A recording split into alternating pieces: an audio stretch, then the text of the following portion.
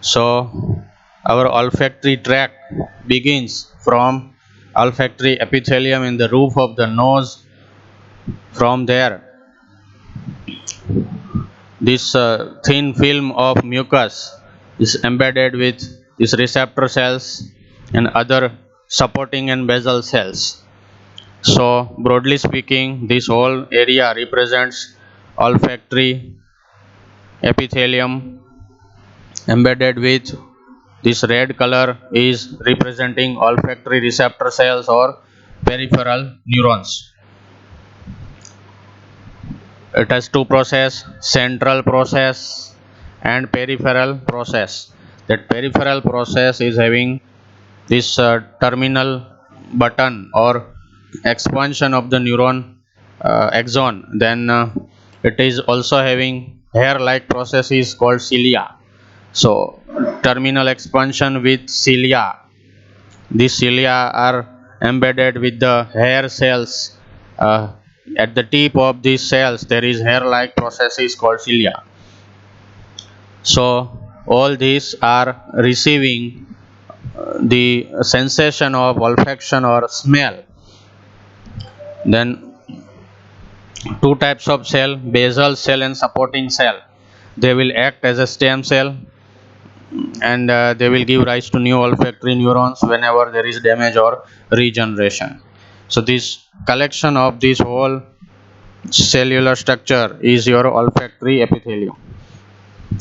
For the production of mucus, there is Bowman's gland, which are modified mucus glands. They will secrete mucus and it will overlie the film here.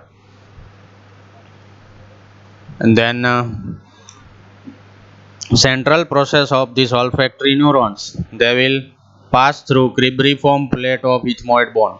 Remember roof of the nose. Through this cribriform plate, the central processes of these olfactory neurons will pass and they will relay in the olfactory bulb.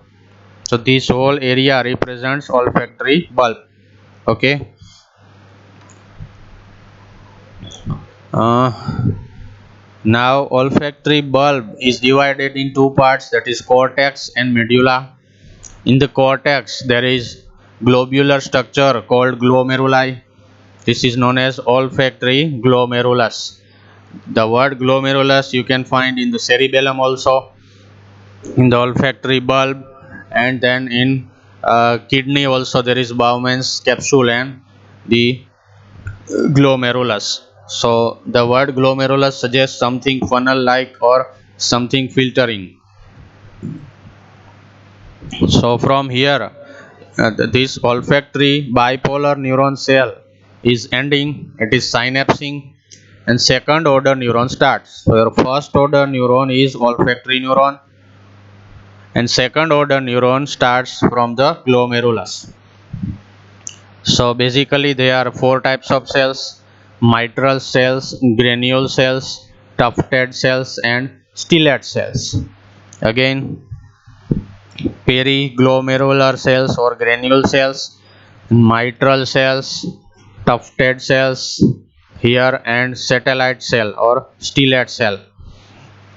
These cells are second order neuron which are connecting this first order neuron. After this glomerulus they are connecting to olfactory cortex. So this collection of these second order neurons central process is terminating in olfactory tract. Somewhere here there will be again a synapse, that is your anterior olfactory nucleus. So from the olfactory tract the fibers will pass from the anterior olfactory nucleus and then they will divide in two, medial and lateral olfactory stria. Olfactory tract divides in medial and lateral olfactory stria. This diagram represents oblique basal inferior view. You can see this is left inferolateral view of right sided cerebral hemisphere.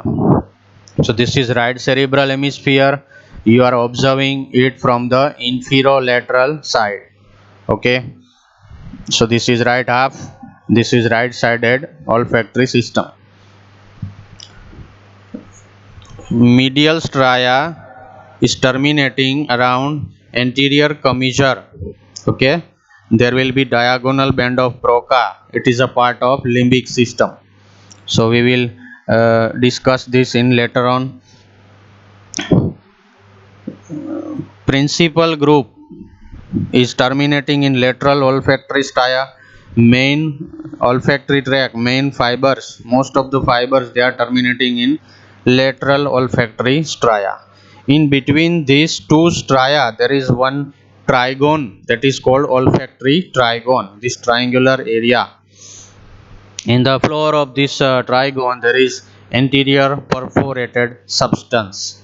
Okay, it is sheet of white matter which is perforated by capillaries, blood vessels.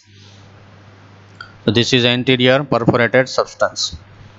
Lateral olfactory stria, the fibers, they are terminating in this cortical area. This area is known as uncus. It is U-shaped area of limbic system.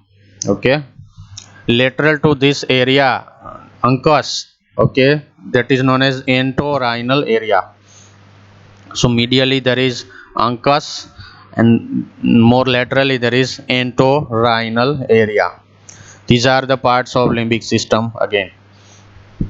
So this number 1 and number 2 is representing cerebral cortical area, which is primary olfactory cortex number 1, and 2 is secondary olfactory cortex.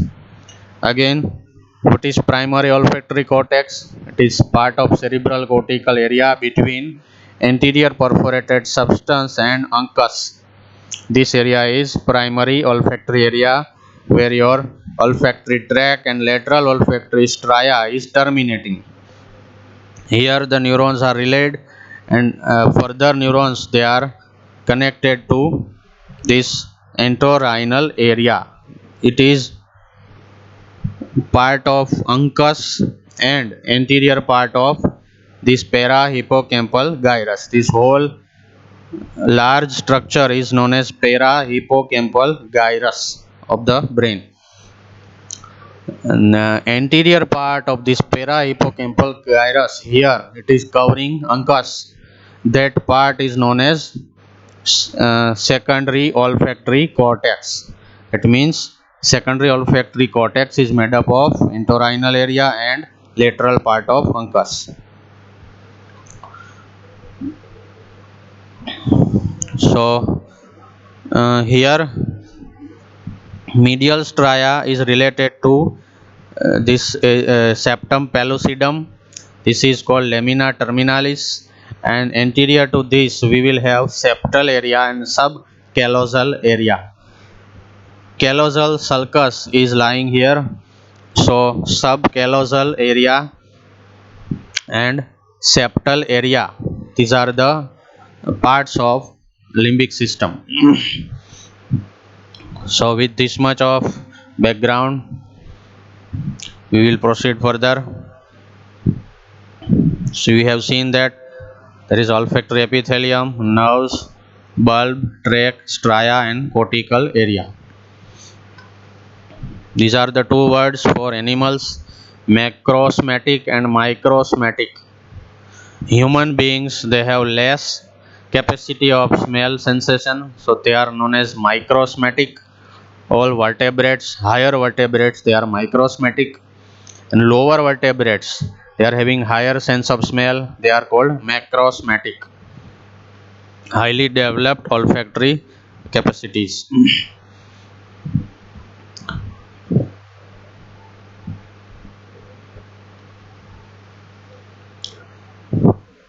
The olfactory neuron cells or receptor cells, it is the only neurons which are exposed to the surface of the body. No other neurons in the body, they are directly exposed to the air except olfactory neurons. So another term used for them is olfactory neuroepithelium or they are called neuroblast. So whenever a cell is in the blast form, it is precursor form. They have properties of stem cell and they have ability to regenerate and divide. So it is olfactory neuroblast, which are acting as olfactory neuronal cells. So they have capacity of regenerating. They are largely unmyelinated, okay, and they can regenerate when there is damage.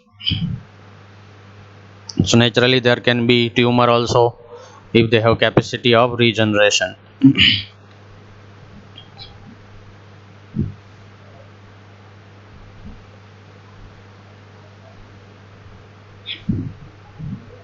Sometimes there is intermediate olfactory stria present. So between lateral and medial olfactory stria, there is intermediate stria which is ending in the olfactory tubercle. Where exactly?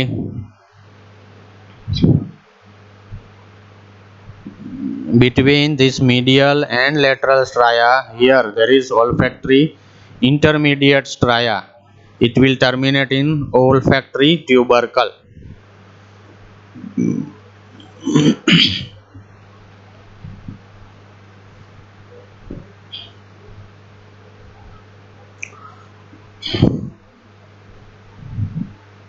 Most of the neurons, they will terminate in lateral stria and primary olfactory cortex.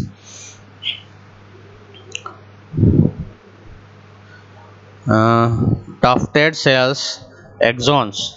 We have seen 4 types of cells in the olfactory bulb cortex. Out of them, tufted cells, they are sending their axons to the opposite olfactory bulb. The fibers will run through the medial olfactory stria. It will cross the midline via anterior commissure and they will synapse with the opposite olfactory bulb cortex. So you have seen that the second order neurons directly reach the cortex without relay in the thalamic nuclei. They don't relay, they directly reach the cortex. So when you learn cerebral cortical area, you will see that it is representing area number 28 in Brodmann's classification. Base of frontal lobe.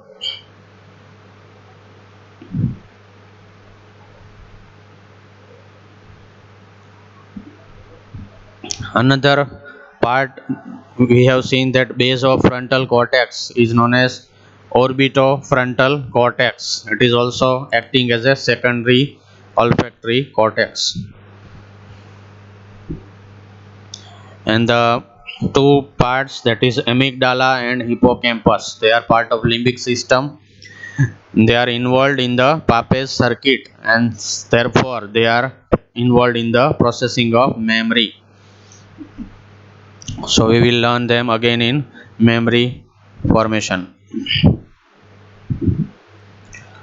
Now there is a secondary connection of the olfactory neurons with the dorsal nucleus of vagus. We have seen in functional components this dorsal nucleus of vagus. It is related with the smell and taste both. So smell fibers will travel from the uncus via this medial forebrain bundle and then they will connect with the dorsal nucleus of vagus.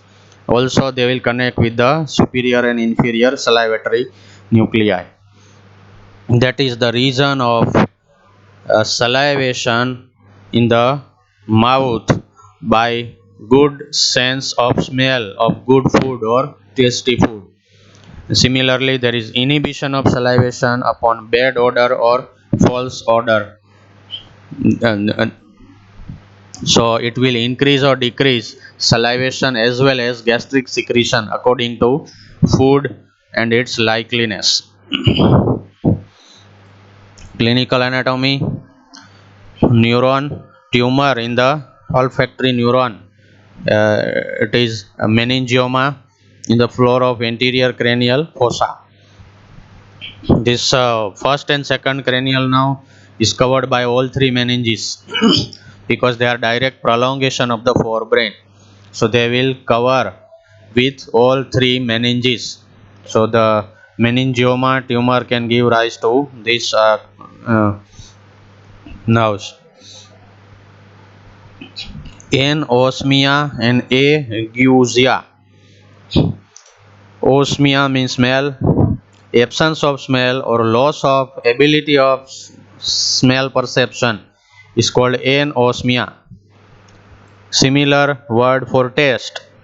Geusia, gustatory sensation, that is taste sensation, lost is called ageusia. Loss of smell, anosmia. Loss of taste, ageusia. If there is par word instead of a, parosmia and pargeusia, that means uh, change in the perception or interpretation. There is perverted sensation is called par. So it is called parosmia, altered sense of smell. You will smell different things for different sensation. It is not normal. That is called parosmia.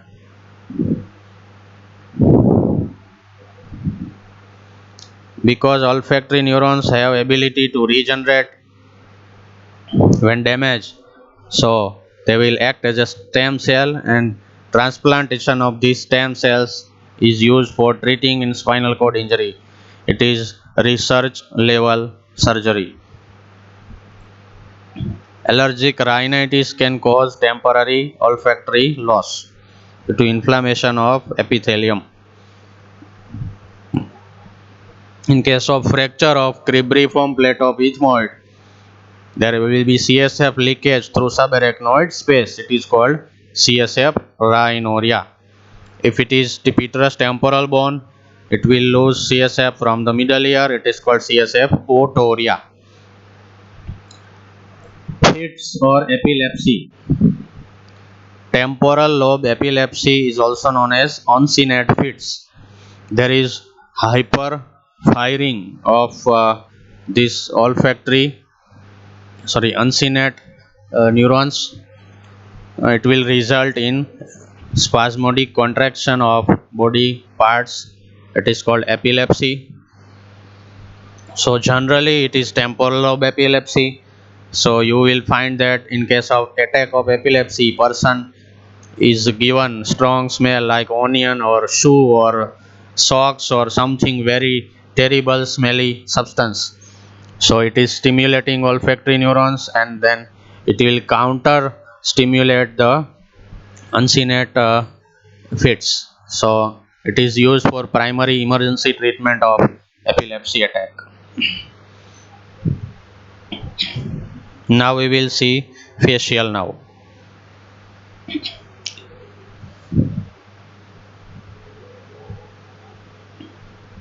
All of you have idea about functional components.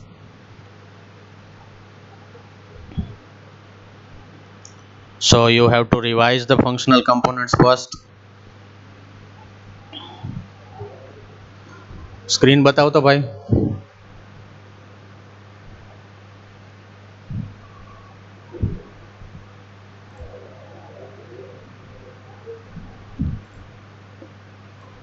So remember transverse section of the neural tube, that is median sulcus in the center. Then there is from the median sulcus to lateral side, total 7 functional components are there. In between there is sulcus limitans.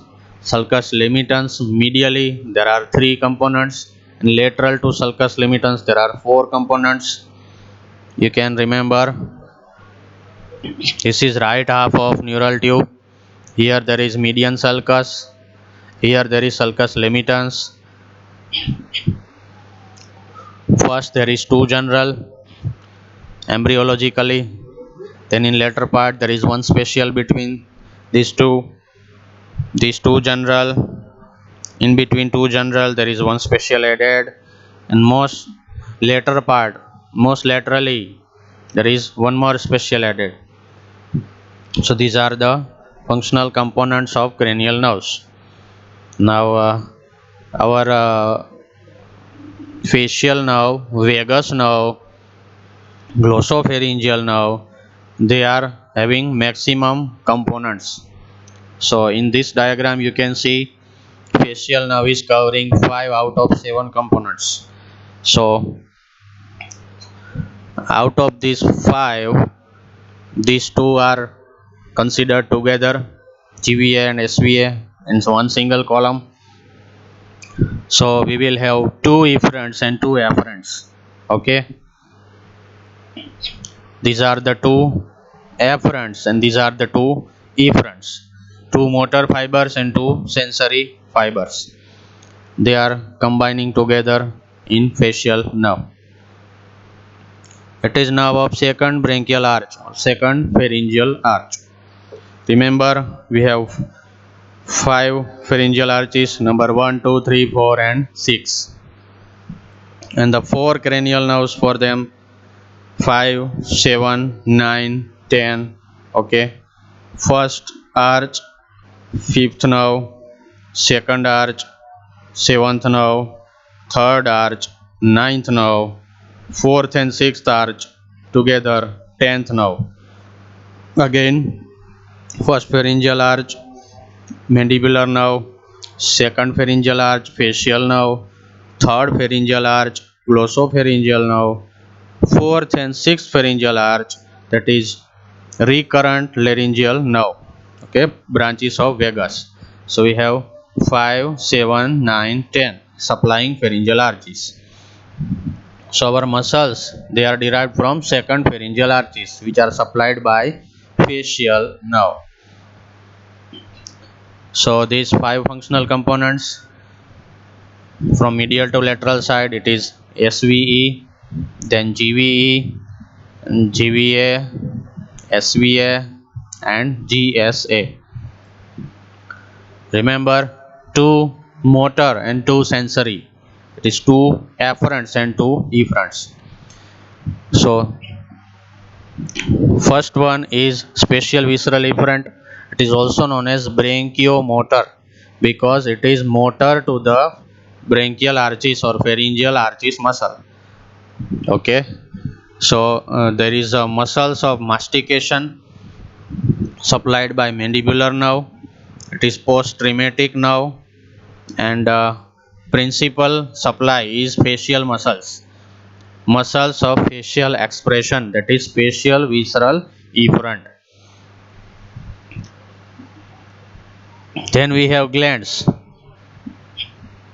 general visceral efferent and general visceral afferent. Visceral means glands, that is submandibular and sublingual glands. Then nose, palate, pharynx and larynx.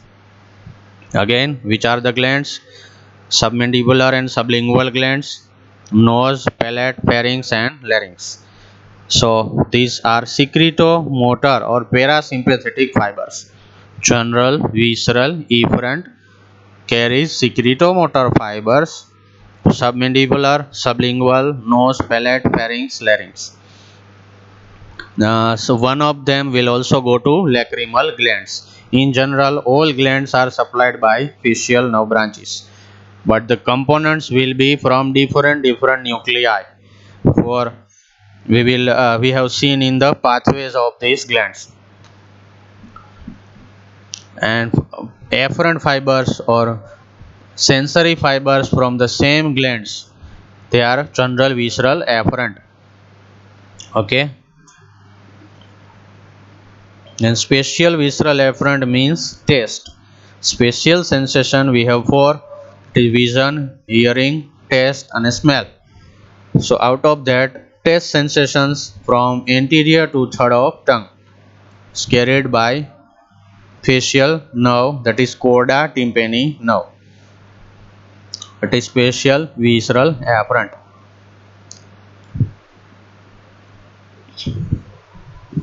General somatic afferent, that is proprioception from the muscles of the face. the proprioceptive fibers from the masticatory muscles and muscles of the face. Uh, you should always remember that all somatic afferents, all general somatic afferents from head and neck, they are ultimately relayed in the trigeminal nucleus. We have seen three parts of trigeminal nucleus from cranial to caudal. They are mesencephalic, chief sensory, and spinal nucleus. So, in the spinal nucleus of trigeminal nerve, the proprioceptive sensations will be relayed. So, anywhere from the any nerve, any cranial nerve, when there is proprioceptive fibers carried, ultimately they will reach trigeminal nucleus. So, these are the keywords you can write anywhere. Which are the keywords? Branches of pharyngeal arches, its nerves, then these proprioceptive fibers in trigeminal nucleus, that you can mention anywhere in any nerves if you don't remember anything. So, which are the nuclei?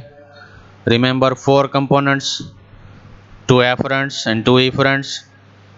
This diagram represents transverse section of the pons and medulla. This is medulla oblongata caudally. This is transverse section of pons. So this border is your pontomedullary junction between pons and medulla. So your facial nerve emerges. This round bundle represents facial nerve. So it is having two efferents. You can see GVE and SVE, two efferents, direction of arrow. Then this is two afferents, GVA, SVA and GSA. These are the two afferents and these are the two efferents. So we have total four nuclei for these four arrow. Two efferents. Which are the two efferents?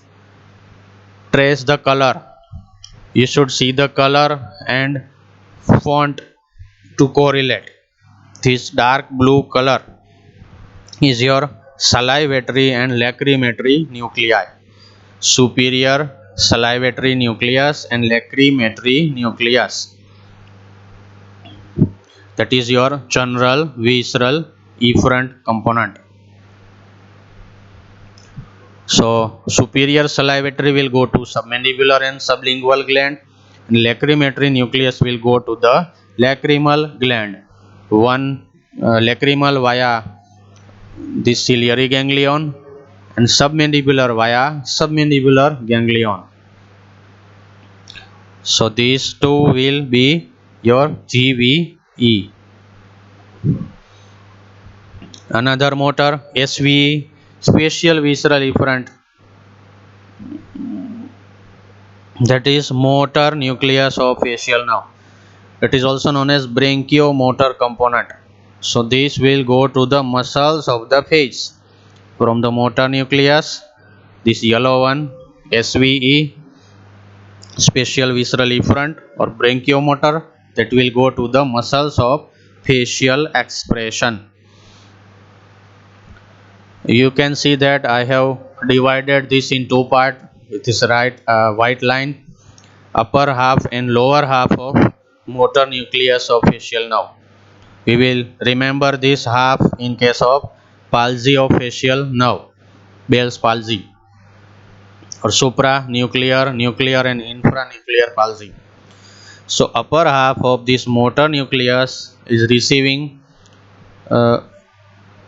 same sided fibers, same ipsilateral fibers, corticonuclear, and lower half receives contralateral corticonuclear fibers. So lower half receives only contralateral and upper half receives both ipsi and contralateral fibers.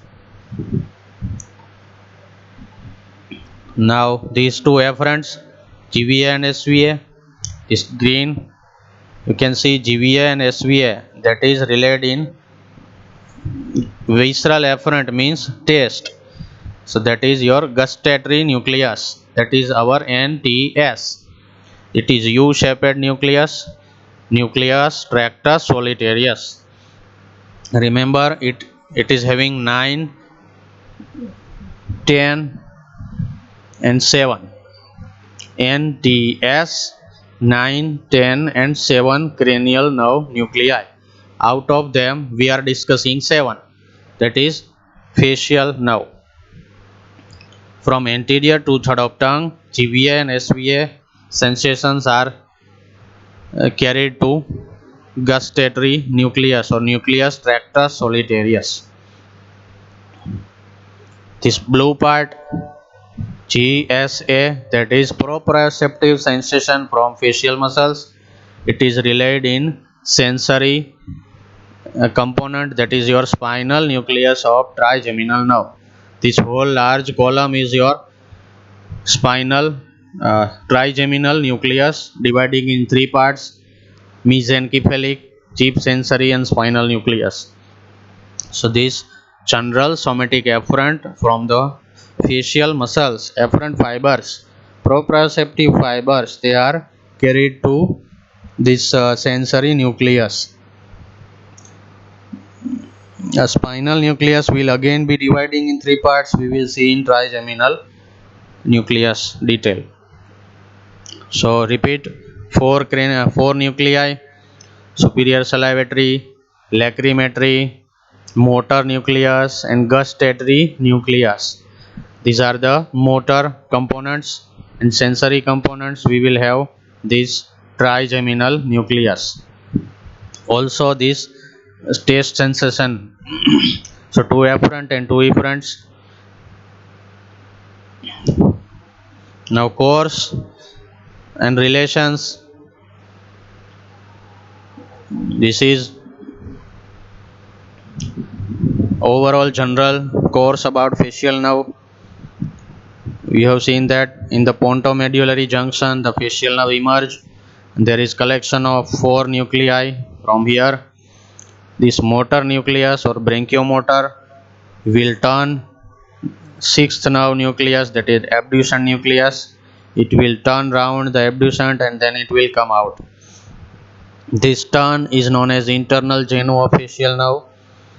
And this motor nucleus, when the facial nerve comes out through pontomedullary junction, we are dividing and discussing in 3 parts: first part, second part and third part. So first part, from the junction to this opening, that is internal auditory meatus. It is transmitting 7th and 8th cranial nerve. So first part up to internal auditory meatus. From there is acute turn, that is known as external genu. Here there is geniculate ganglion of facial nerve. So from the geniculate ganglion, second part starts. It is running obliquely, laterally. It is passing through the middle ear cavity. It is turning processus cochleariformis, and from that it will turn vertically downwards in the posterior wall of middle ear cavity, and then it will exit through stylomastoid foramen. Again, first part, from the nuclei of the pons to the pontomedullary junction, it is course in the brainstem. First part begins from the pontomedullary junction to the internal auditory meatus. The second part from the meatus to this stylomastoid foramen. Meatus to the roof of the middle ear, and from there posterior wall of the middle ear to stylomastoid foramen. It is obliquely, vertically downwards, the third part. So branches of the first part, second part and third part we will see in the detail.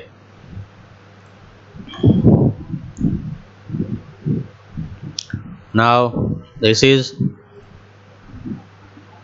your internal auditory meatus. This internal auditory meatus is transmitting 7th and 8th cranial nerve. So our facial nerve is having 2 roots. motor root and sensory root. Sensory root is also known as nervus intermedius. Nervus intermedius is another name of sensory root of facial nerve. These two will join together here and they will combine to form facial nerve. And this eighth cranial nerve, that is vestibulocochlear, it is having two roots, vestibular root and cochlear root. So vestibular will divide in saccular, utricular and ampullary nerves, and cochlear nerve will go to the modulus and it will supply cochlea. So you can see here, this is first part of facial nerve. From here obliquely in the roof of the middle ear cavity, it is transmitted obliquely, laterally, and from there it will go, there is geniculate ganglion of facial nerve, and then it will pass vertically downwards.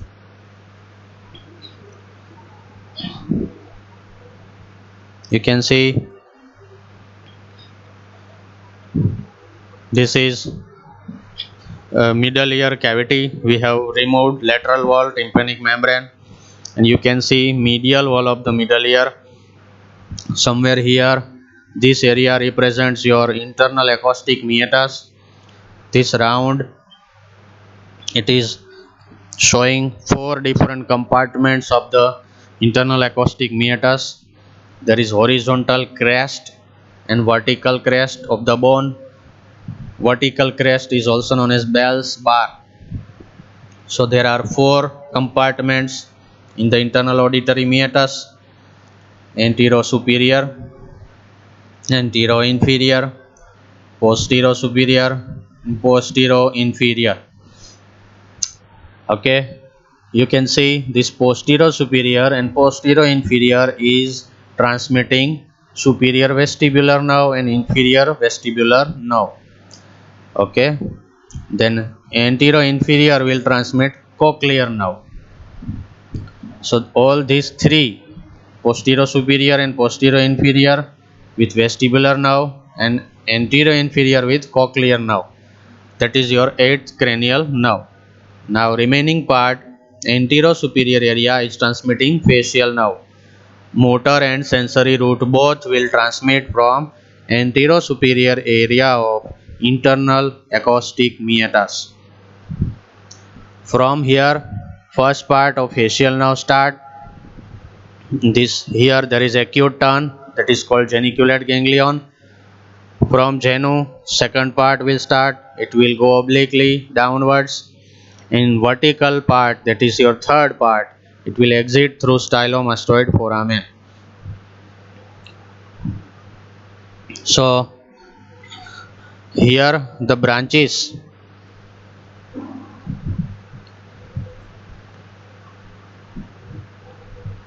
this is internal acoustic meatus, this is oblique section, so it is anterior, posterior, this is right and left. From the here facial nerve passes, first part, from here genu, then second part, and from here it is vertically downwards, third part. Okay, so it is roof of middle ear cavity called petrous temporal bone. So branches of the first part you will have here. From the genu, it is greater petrosal nerve.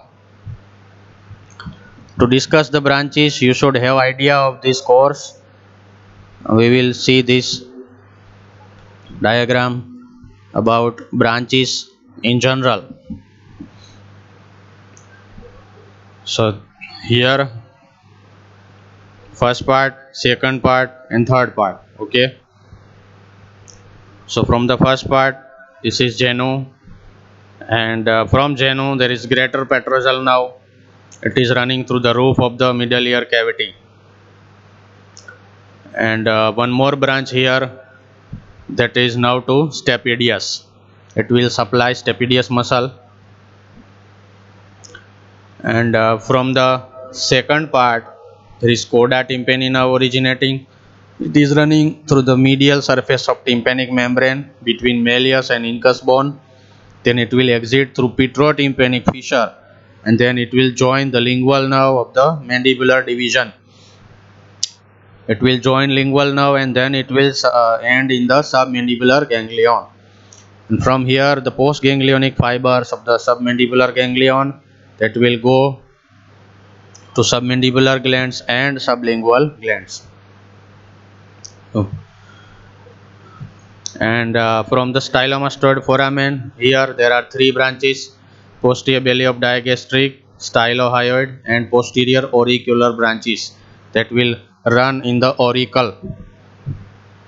And after stylomastoid foramen, there are in the substance of parotid gland, it is temporal terminal branches called 5 branches. You can remember by placing your hand or palm, spread your 5 fingers on the face: temporal, zygomatic, buccal, marginal mandibular, and cervical.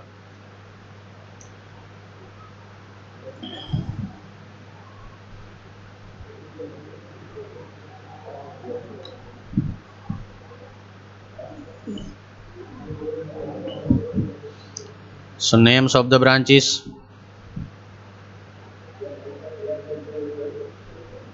branches and distribution. Within facial canal, there is greater petrosal, now to stapedius, and coda tympani.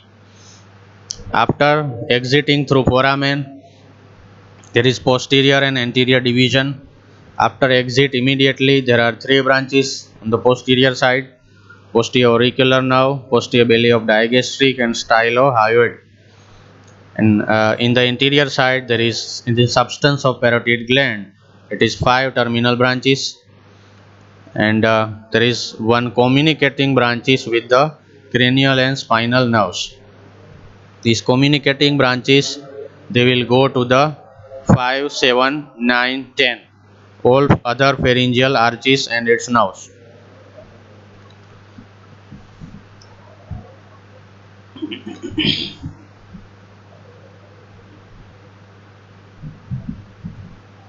This is course of coda tympani now. You can see this is now to stapedius. It is stabilizing the stapes, so it is preventing from the excessive frequency noise. Your coda tympani originates from posterior wall of the middle ear, and it is exiting through petrotympani fissure. Somewhere here there is greater petrosal now from the first part. You have seen in another diagram.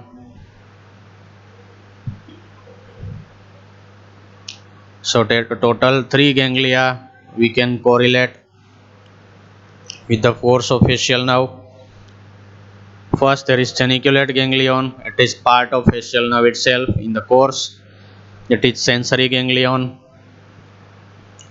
So there are pseudo unipolar neurons present in this geniculate ganglion.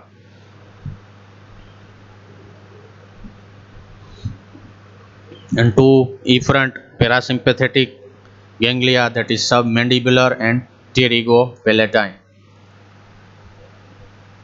You can see here there is geniculate ganglion, here there is pterygopalatine ganglion, here it is submandibular ganglion.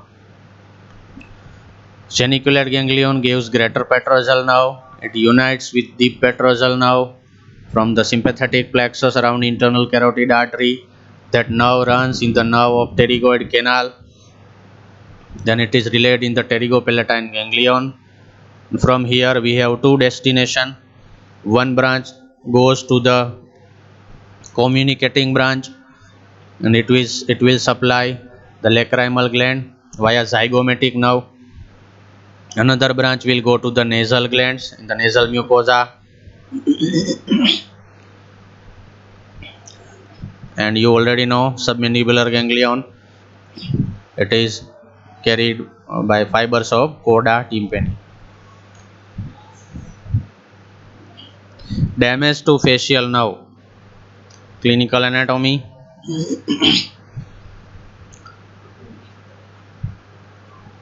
See, this is internal acoustic meatus. From here first part starts. up to geniculate ganglion. From here second part starts up to stylomastoid foramen. From here third part starts. Okay, so there are 5 different levels: 1 2 3 4 5. Number 1 here, after genu, it is number 1. After stapedial branch, this is stapedial branch, it is number 2. After this there is chorda tympani branch, so it is number 3 and 4. After chorda tympani, number 5, that is after stylomastoid foramen. Again, number 1 after genu, number 2 after stapedial branch, number 3 4 after chorda tympani, number 5 after stylomastoid foramen. So if you cut, there is damage, you can call this a 0. Okay, before 1 it is 0. So if there is lesion proximal to geniculate ganglion, all 1 2 3 4 5 symptoms will be there. 1 is loss of lacrimation, 2 is loss of stapedial reflex, 3 and 4 is loss of taste and saliva, number 5 is loss of facial muscles, facial expression. Loss of facial expression is also known as Bell's palsy. It is most distal level damage to facial nerve. So if there is number 0, that is genu, before genu damage to facial nerve, you will have all 5 symptoms. Then between genu and stapedial branch, there is only loss of lacrimation. Okay,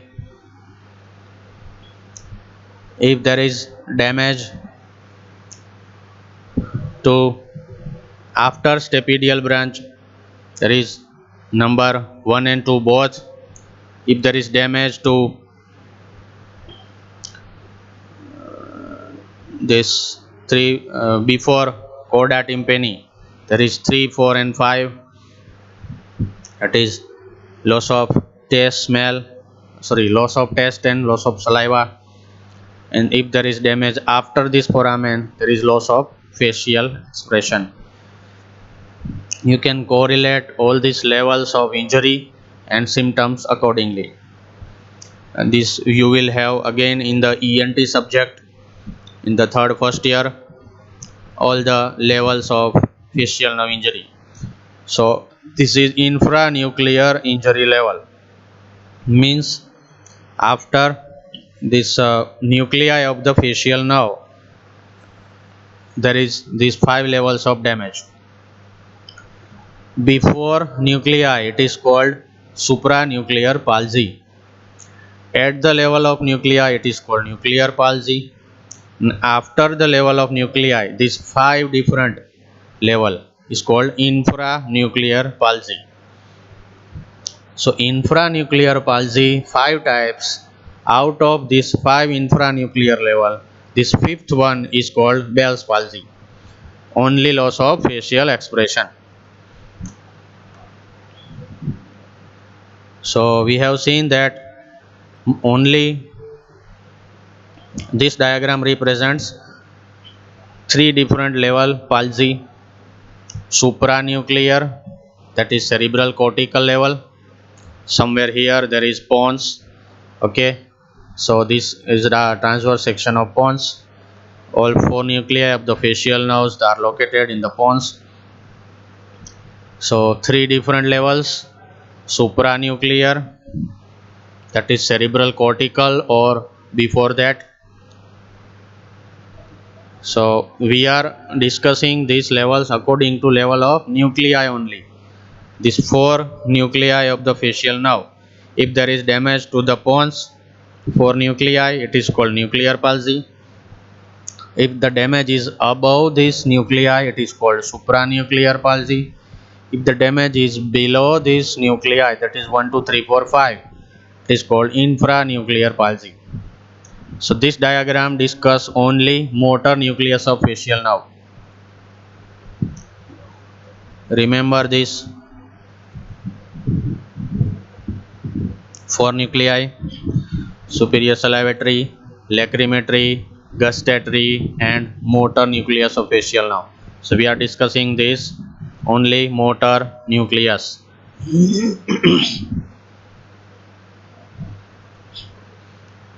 So here there is motor nucleus of facial nerve.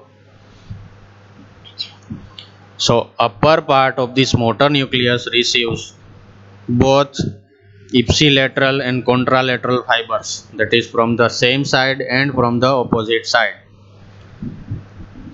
So it is supplying both side of the face, upper and lower half of the face. So in case of infranuclear lesion, this red area represents stylomastoid foramen level number 5. So in case of infranuclear lesion around stylomastoid foramen, there is Bell's palsy. Ipsilateral half of the face, that is same side of the face, upper and lower half is affected because it is supplied by both same side and opposite side cortex. But in case of here supranuclear palsy, that is damage to fibers in the cerebral cortical level, only opposite side lower half is affected because it is exclusively supplied by this lower half of the motor nucleus. Lower half of motor nucleus, here it is exclusively supplying opposite lower half of the face. So contralateral lower half only is affected in case of supranuclear cerebral palsy. In case of infranuclear palsy, both upper and lower half is affected.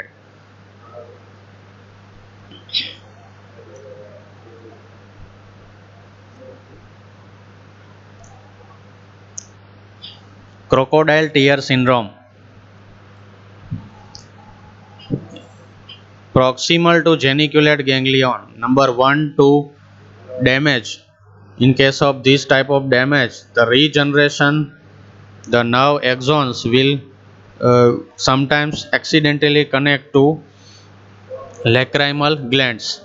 Instead of submandibular and sublingual, they are accidentally connected to lacrimal glands. So there is lacrimation while eating food. Instead of salivation, there is lacrimation. That is called crocodile tear syndrome. In case of Bell's palsy, that is sudden acute paralysis of the facial nerve at level 5, stylomastoid foramen. These are the symptoms. All facial muscle loss. So inability to the wrinkle of the in the forehead, there is loss of this horizontal crease. There is drooping of the upper eyelid due to orbicularis oculi paralysis. There is inability to puff cheeks due to buccinator muscle palsy. Drooping of the mouth due to orbicularis oris. Okay, so this type of combined representation is seen in Bell's palsy. All the facial muscles are dysfunction. In case of infection, it is called Ramsay-Hunt syndrome. Infection of the geniculate ganglion. So level 1 and 2 injury. Okay, there will be level 1, 2 and 3 symptoms. And virus will show vesicles on the auricle via branches of the posterior auricular nerve. In case of facial palsy in the newborn, you cannot differentiate properly because the facial muscle is developing. Myelination of the facial nerve is still in the process. So you can have mixed type of picture in newborn facial nerve palsy. The cause is usually difficult delivery during birth. So loss of buccinator can sometimes problem in suckling of the milk. In the breastfeeding of the baby, there is problems due to buccinator palsy. So that's all.